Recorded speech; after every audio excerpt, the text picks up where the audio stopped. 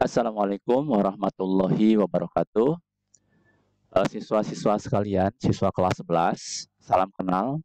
Bapak adalah pengajar kalian untuk mata pelajaran kimia. Nama Bapak Sukanta ya. Selamat kalian sudah menjadi kelas 11 MIPA ya. Semoga belajarnya semakin semangat. Baik, eh, kelas 11 ini setelah kalian di kelas 10 belajar kimia dengan guru mapel yang lain ya, maka Bapak akan kenalkan materi kimia di kelas 11 untuk semester 1 ya. Jadi kita ada 5 bab untuk mata pelajaran kimia di semester 1 ini. Yang pertama itu bab senyawa hidrokarbon, kemudian disusul dengan minyak bumi, kemudian termokimia ya. Ada lagi laju reaksi dan terakhir reaksi kesetimbangan. Jadi 5 bab ini seharusnya dibahas atau diselesaikan di semester 1 ya. Meskipun kita pembelajarannya masih belum tatap muka, tapi mudah-mudahan kita bisa optimalkan uh, belajar kita di rumah ya, seperti itu. Baik, kita akan masuk ke bab pertama, yaitu tentang senyawa hidrokarbon. Ya. Nah, anak-anak sekalian mungkin pernah mendengar ada thinner, ya. Thinner itu cairan seperti bensin yang digunakan untuk mengencer cat minyak biasanya. Nah, kenapa yang dijadikan contoh itu adalah thinner? Karena dia merupakan salah satu contoh dari senyawa hidrokarbon. Ya, baik. Apa itu senyawa hidrokarbon? Untuk lebih jauh, mari kita simak penjelasan berikut. Ya, definisi senyawa hidrokarbon. Nah, kita sekarang lihat dulu sejarah perkembangan senyawa organik. Ya, pada tahun 1827, Friedrich Wöhler mampu membuat senyawa organik dari senyawa anorganik. Nah, sebelum lebih jauh, pengertian senyawa organik itu senyawa yang identik dengan makhluk hidup atau yang diproduksi oleh makhluk hidup. Sementara kalau anorganik ini dari benda mati, ya seperti itu. Zaman dulu orang beranggapan bahwa senyawa organik itu hanya bisa diperoleh dari makhluk hidup. Tapi Friedrich Wöhler membantah pernyataan itu karena dia berhasil membuat senyawa organik yang berasal dari senyawa anorganik ya, yaitu pada pembuatan urea. Jadi urea itu pupuk yang digunakan untuk tanaman. Oleh Wöhler berhasil disintesis atau dibuat dari peraksianat dan amonium klorida dengan reaksi kimia akhirnya dihasilkan urea ya. Nah, urea itu adalah salah satu contoh zat organik, tapi bisa dibuat dari zat anorganik. Ya, baik. Nah, apa sih sebetulnya perbedaan senyawa organik dan anorganik? Ya, nah, kalau kita bisa lihat seperti ini, kalian juga mungkin pernah melihat bacaan-bacaan organik dan anorganik di tempat sampah, ya kan? Ada sampah organik, ada sampah anorganik. Nah, nanti bedanya apa? Nah, kita lihat ya perbedaan senyawa organik dan anorganik itu. Pertama, kalau senyawa organik mudah terurai atau berubah strukturnya. Kalau anorganik ini stabil, ya pada proses pemanasan dia stabil. Kemudian dari segi kelarutannya, senyawa organik itu sukar larut dalam pelarut polar, tapi mudah larut dalam pelarut non polar. Apa itu pelarut polar? Pelarut polar itu adalah pelarut yang dia bersifat punya dua kutub atau dipol. Contohnya air lah ya, itu polar. Ada lagi pelarut non polar, zat cair yang sifatnya non polar. Itu contohnya bensin, thinner ya. Nah, itu contoh-contoh non polar.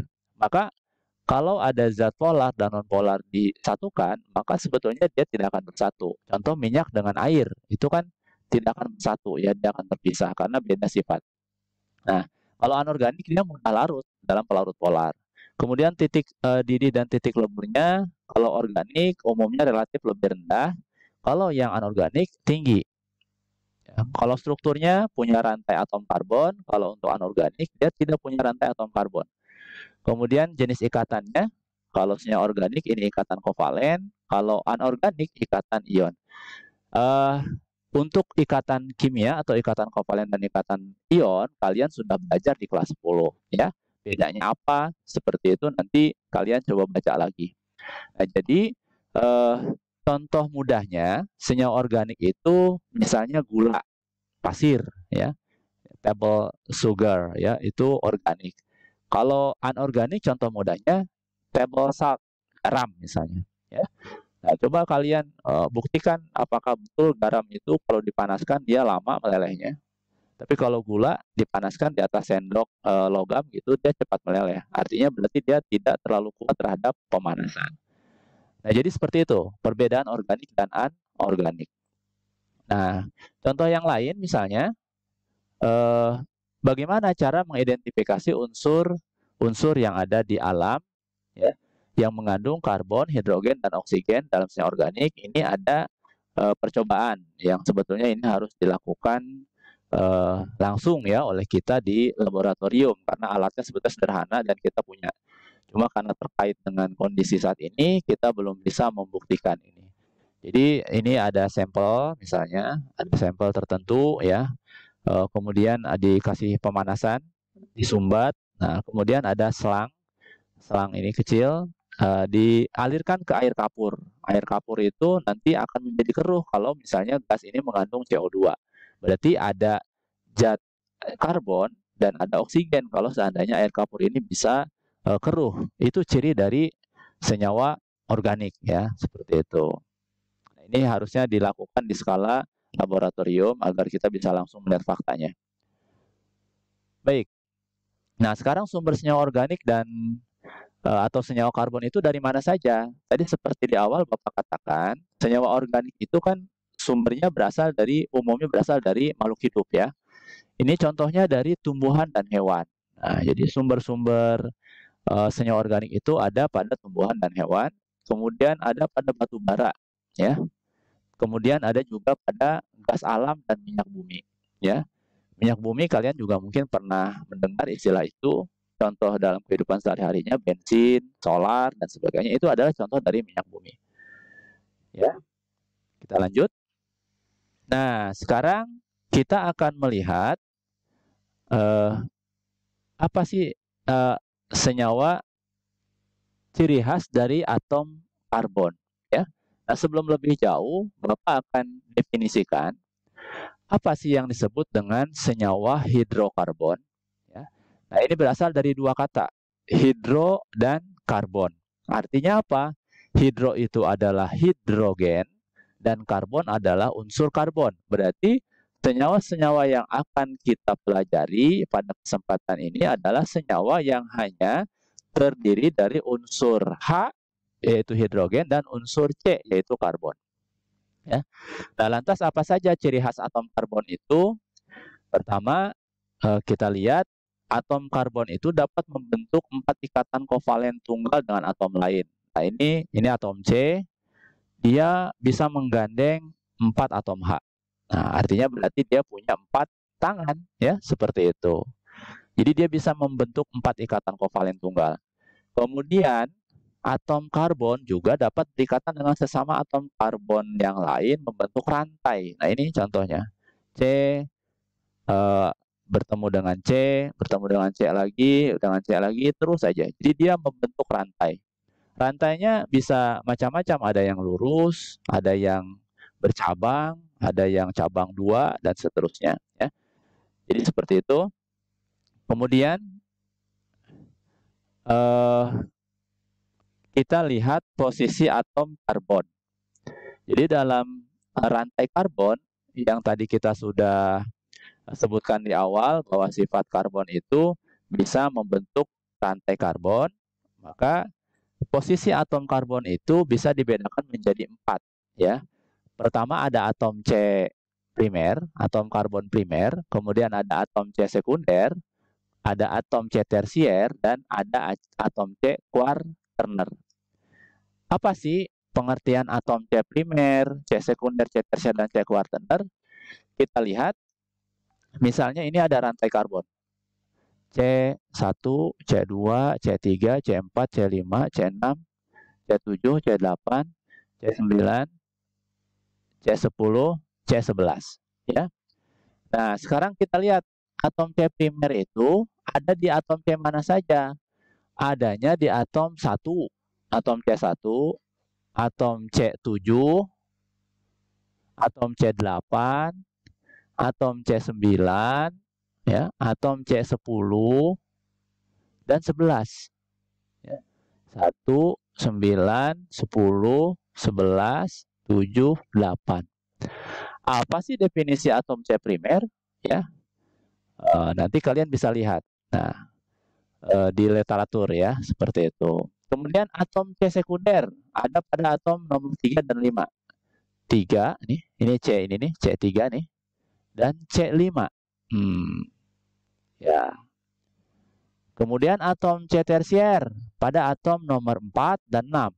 4 dan 6. Dan terakhir atom C kuartener terdapat pada atom nomor 2. Nah, siapa di antara kalian yang sudah bisa membedakan kenapa atom C itu disebut C primer, kenapa disebut atom C sekunder, tersier, dan kuartener? Ada yang bisa mengamati?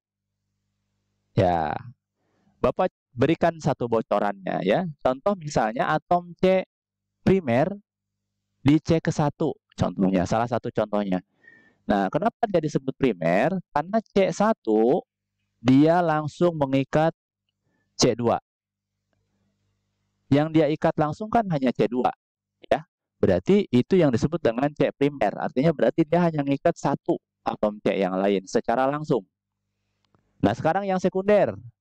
Atom C sekunder terdapat pada atom C nomor 3 dan 5.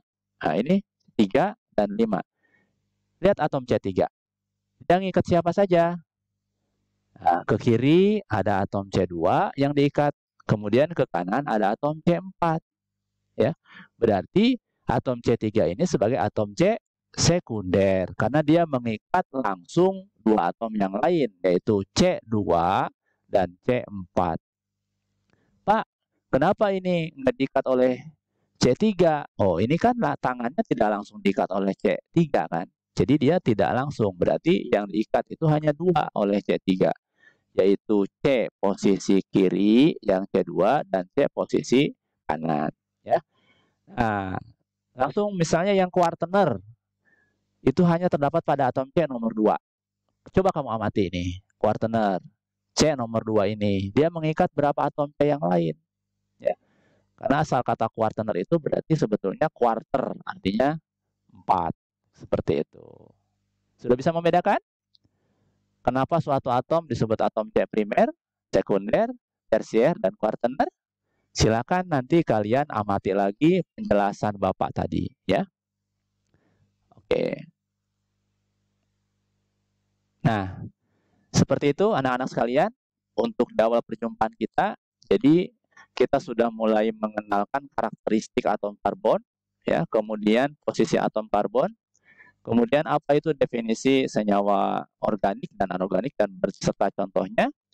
Itu adalah sebagai bab pembuka untuk materi kita tentang hidrokarbon.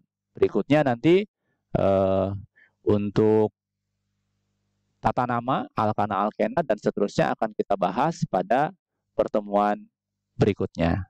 Terima kasih. Nanti di akhir video ini akan ada beberapa pertanyaan yang kalian harus jawab, ya. Assalamualaikum warahmatullahi wabarakatuh.